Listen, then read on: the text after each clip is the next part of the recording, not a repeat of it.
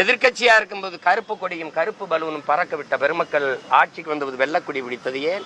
எனிமையா இருந்தவர் அதிகாரத்துக்கு வந்த பிறகு ஸ்வீட் எனிமையா மாறினது எப்படி?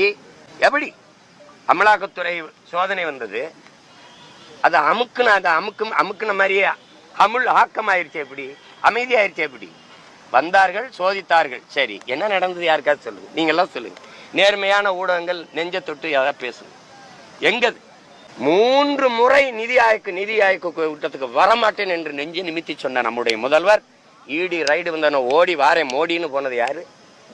அங்க போய் கையை பிடிச்சிக்கிட்டு கெஞ்சிக்கிட்டு நீங்களா? கெஞ்சி நீங்கள் இந்த அமலாக்கத்துறை அந்த சோதனையை மூடுனீங்களா இல்ல எதிர்த்து நின்று போரிட்டு முன்னீங்களா? எதிர்கட்சியா இருந்தா போங்க மோடின்னு பலூன் விடுறது, ஆளுங்கட்சியா இருந்தா வாங்க மோடின்னு கொடை பிடிச்சுக்கிட்டு கும்பிடு போடுறது. இது மட்டுமா? ஒரு ரைடுன்னு ஒன்று வந்துட்டா போதும், இது வரைக்கும் போகவே போகாத ஒரு மீட்டிங், அதை காரணம் காட்டி டெல்லிக்கு போறது, அங்க ஒரு சீக்ரெட் மீட்டிங் நடத்துறது. நல்லா நோட் பண்ணணும் மக்களே, அந்த மீட்டிங் அப்புறம் இந்த இஷ்யூ அப்படியே காணாம